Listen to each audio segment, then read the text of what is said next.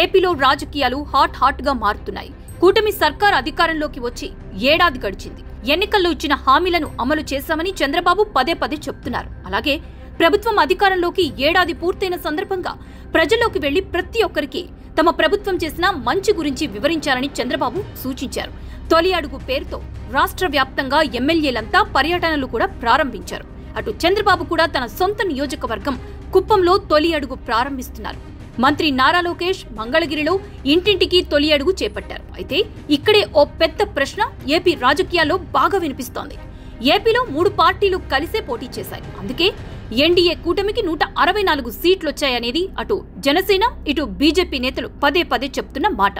ఇక గతంలో ఎన్నడూ లేని విధంగా ఏపీలో 8 స్థానాల్లో బీజేపీ విజయం సాధించింది. అలాగే జనసేన కూడా 21 స్థానాల్లో పోటీ చేసి అన్ని గెలుచుకుంది. ప్రభుత్వం చేపడుతున్న అన్ని కార్యక్రమాల్లో 3 పార్టీలకు చెందిన మంత్రులు పాల్గొంటున్నారు. జనసేన తరపున కందుల దుర్గేష్, బీజేపీ తరపున సత్యకుమార్ యాక్టివ్ గా ఉన్నారు. అయితే ప్రస్తుతం తెలుగుదేశం పార్టీ నేతలు చేపట్టిన తొలి అడుగు పర్యటనకు జనసేన బీజేపీ నేతలు దూరంగా ఉన్నారు. తొలి అడుగు సీఎం హోదాలో చంద్రబాబు ప్రారంభిస్తుంటే డిప్యూటీ సీఎం పవన్ కళ్యాణ్ తో పాటు జనసేన బీజేపీ నేతలు ఎక్కడా కనిపించడం లేదు. దీంతో ప్రభుత్వంలో ఏం జరుగుతుందో అనే టాపిక్ ఇప్పుడు వైరల్ గా మారింది. ఏడాది కాలంలో ప్రభుత్వం ఎంతో సాధించిందని కూటమి నేతలు రోజు చెప్తున్నారు.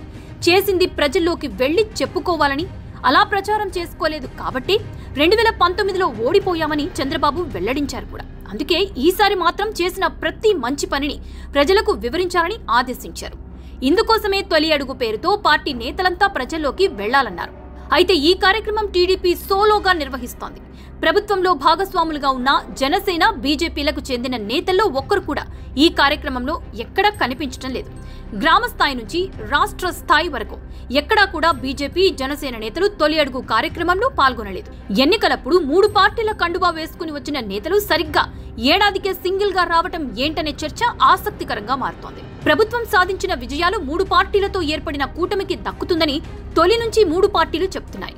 ఏపీలో డబుల్ ఇంజిన్ సర్కార్ ఉందని బీజేపీ నేతలు పదే చెప్తున్నారు. అలాగే ప్రభుత్వంలో తాము కూడా భాగస్వాములమే అని, కాబట్టి నామినేటెడ్ పదవుల్లో తమకు కూడా మెజారిటీ వాటా ఇవ్వాలని ఇప్పటికే డిమాండ్ చేస్తున్నారు. ఇక బీజేపీ ఏపీ అధ్యక్షుని ప్రమాణ స్వీకార కార్యక్రమంలో విష్ణుకుమార్ రాజు చేసిన వ్యాఖ్యలు పెద్ద దుమారం రేపుతున్నాయి. బీజేపీకి స్థానిక సంస్థల ఎన్నికల్లో మెజారిటీ సీట్లు కావాలని డిమాండ్ చేశారు.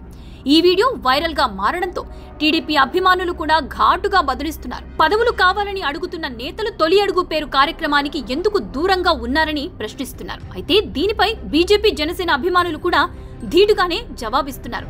కూటమిలోని మొత్తం 164 ఎమ్మెల్యేలతో నిర్వహించాల్సిన తొలి అడుగు సన్నాహక సమావేశాన్ని టీడీపీ మాత్రమే ఎందుకు నిర్వహించిందంటున్నారు. ఈ కార్యక్రమానికి కూటమిలోని మిగిలిన పార్టీల నేతలను ఎందుకు పిలవలేదంటున్నారు. ఒంటరిగా సమావేశం పెట్టుకుని కార్యక్రమంలో ఇతర పార్టీల నేతలు ఎందుకు పాల్గొనలేదని ప్రశ్నించారని నిలదీస్తున్నారు. తొలి అడుగు కార్యక్రమంపై ఇతర పార్టీల నేతలకు కనీసం సమాచారం కూడా ఇవ్వలేదంటున్నారు. మరోవైపు ఏపీలో కూటమి సర్కార్ ఏడాది పాలనలో హామీల విస్మరణ, వైఫల్యాలపైన వైసీపీ ప్రజల్లోకి వెళ్తోంది. ఈ సమయంలో కూటమిలో పరిణామాలు కీలకంగా మారుతున్నాయి. ప్రభుత్వం అమలు చేస్తున్న సంక్షేమ పథకాలను 3 పార్టీల నేతలు ప్రజల్లోకి వెళ్లి వివరించాల్సి ఉంది. కానీ టీడీపీ నేతలు మాత్రమే ప్రజల్లోకి వెళ్లడం ఏంటనే చర్చ జరుగుతోంది. మరోవైపు వైసీపీ నేతలు కూడా కూటమి సర్కార్ వైఫల్యం అంటూ 3 పార్టీలను కలిపే నిందిస్తున్నారు. దీనిపై కూడా జనసేన బీజేపీ నేతలు ఇప్పటి వరకు స్పందించలేదు.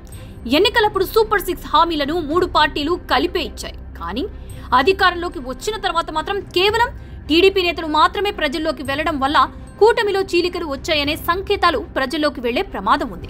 కలిసి కట్టుగా ప్రజల్లోకి వెళ్లటంతో సానుకూల సంకేతాలు వెళ్తాయని, వేరువేరుగా ఉండటం ద్వారా కొత్త సందేహాలకు అవకాశం ఇచ్చినట్లవుతుందనేది విశ్లేషకుల మాట.